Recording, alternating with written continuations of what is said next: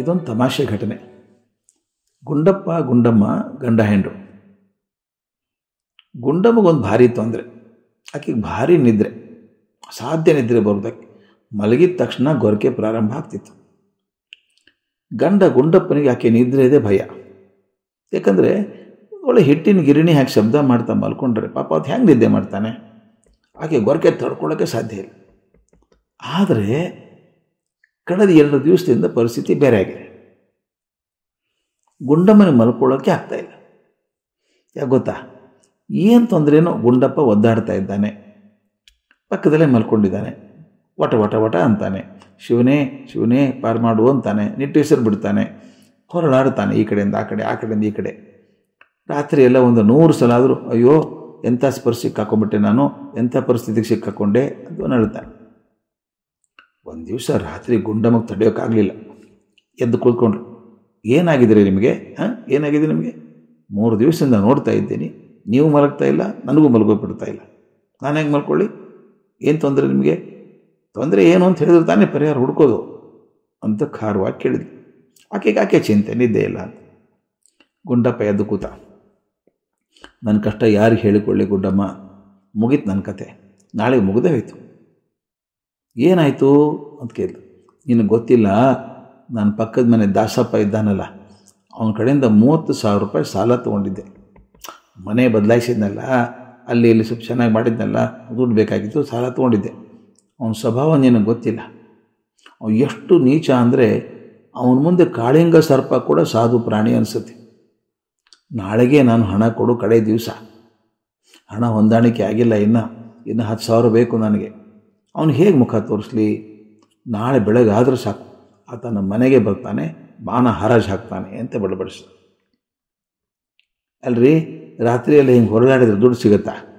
ಬೆಳಗ್ಗೆ ಏನಾದ್ರು ವ್ಯವಸ್ಥೆ ಮಾಡೋಣ, ಸುಮ್ಮನೆ ಮಲ್ಕೊಳ್ಳಿ. ಈಗ ನನಗೆ 3 ದಿವಸ ಇದ್ದೆ ಕಣ್ಣು ಕೆಂಡ ಆದಂಗೆ ಆಗಿದೆ, ಮಲ್ಕೊಳ್ಳಿ ಸುಮ್ಮನೆ. ಹೇಗೆ ಮಲಗಲಿ ನಾನು? ಎಲ್ಲ ಹೋಯ್ತು, ಮುಳುಗಿ ಹೋಯ್ತು ಅಂತ ಮತ್ತೆ ತಳಮಳಿಸಿದ ಗುಂಡಪ್ಪ. ಹಾಗೆ ಗುಂಡಮ್ಮ ಏನು ಮಾಡಿದ್ಲು ನೋಡಿ, ಧಡಕ್ಕಂತ ಎದ್ಲು. ದಡ ದಡ ದಡ ಮೆಟ್ಲೆ ಅಂತ ಮಾಳಿಗೆ ಮೇಲೆ ಹೋದ್ಲು. ರಾತ್ರಿ 12-1 ಗಂಟೆ ಆಗಿದೆ. ಎಲ್ಲವೂ ಶಾಂತವಾಗಿ ಸ್ತಬ್ಧವಾಗಿದೆ. ದಾಸಪ್ಪನ ಕಡೆ ಮುಖ ಮಾಡಿ ದಾಸಪ್ಪ ದಾಸಪ್ಪ ಅಂತ ಒದರಿದ್ಲು. ಇಷ್ಟು ಜೋರಾಗಿ ಕೂಗಿದ್ರೆ ರಾತ್ರಿ ಯಾರಿಗೆ ಕೇಳಿಸ್ದೇ ಇರುತ್ತಾ? ದಾಸಪ್ಪ ಎದ್ದು ಕೂತ್ಕೊಂಡ. ದಾಸಪ್ಪ ಸರಿಯಾಗಿ ಕೇಳಿಸ್ಕೊ, ಗುಂಡಮ್ಮ ಹೇಳಿದ್ಲು. ನನ್ನ ಗಂಡ ನಿನಗೆ ಹಣ ನಾಳೆ ಪಾವತಿ ಮಾಡಬೇಕಾಗಿತ್ತಲ್ಲ, ನೆನಪಿದೆಯಾ? 30,000 ನೆನಪಿದೆಯಾ? ಒಂದು ವಿಷಯ ಹೇಳಬೇಕು ನಿನಗೆ, ನನ್ನ ಗಂಡನಿಗೆ ಹಣ ಹೊಂದಿಸೋಕ್ಕಾಗಿಲ್ಲ. ಆದ್ದರಿಂದ ನನ್ನ ಹಣವನ್ನು ನಾಳೆ ಆತ ಕೊಡೋದಿಲ್ಲ. ಹಣ ಹೊಂದಿಕೆ ಆದಾಗ ಕೊಡ್ತಾನೆ, ತಿಳಿತಾ ಅಂತ ಸ್ಪಷ್ಟವಾಗಿ ಊರಿಗೆಲ್ಲ ಕೇಳಿಸು ಹಾಗೆ ಜೋರಾಗಿ ಕೂಗಿ ಮೆಟ್ಲಿಳಿ ಕೆಳಗಡೆ ಬಂದಳು. ಹಾಸಿಗೆ ಮೇಲೆ ದಪ್ಪ ಅಂತ ಬಿದ್ದು ಕಿವಿವರೆಗೂ ಕಂಬಳಿ ಹೇಳ್ಕೊಂಬಿಟ್ಲು.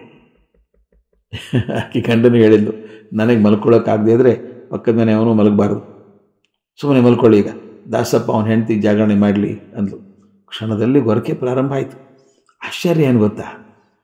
ಗುಂಡಪ್ಪನಿಗೂ ನಿದ್ದೆ ಬಂತು. ಯಾಕೆ ಗೊತ್ತಾ ಸ್ನೇಹಿತರೆ? ಯಾವಾಗಲೂ ಚಿಂತೆ ಭಾರ ಎದೆಯಲ್ಲಿ ತಿದಿ ಒತ್ತಾ ಇರುತ್ತೆ. ಒಂದೊಂದು ಸಲ ಏನು ಮಾಡಲಿ ಏನು ಮಾಡಲಿ ಏನು ಮಾಡಲಿ ಅಂತ ಭಾರ ಆದಾಗ ಮತ್ತೊಬ್ಬರು ಹೇಳ್ಕೊಂಡಾಗ ಹಗರ ಆಗುತ್ತೆ.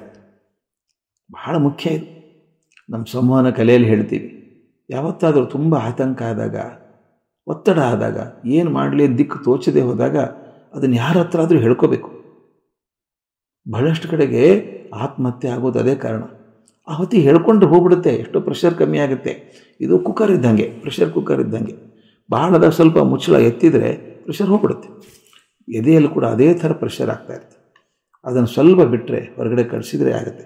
ಆದರೆ ಗುಂಡಮ್ಮನ ಹಾಗೆ ತನ್ನ ಪ್ರೆಷರ್ ಮತ್ತೊಬ್ಬರ ಎದೆಗೆ ವರ್ಗಾಯಿಸೋದು ಕ್ಷೇಮ ಅಲ್ಲ. ದಯವಿಟ್ಟು ನಿಮ್ಮ ಸ್ನೇಹಿತರಿಗೆ, ಮಕ್ಕಳಿಗೆ ಹೇಳಿ, ಆತಂಕ ಆದ ಹೇಳ್ಕೋಬೇಕು. ಮತ್ತೊಬ್ಬರ ಹತ್ರ ಹೇಳ್ಕೊಂಡಾಗ ಒಳಗಿನ ಆ ಒತ್ತಡ ಕಮ್ಮಿ ಆಗುತ್ತೆ.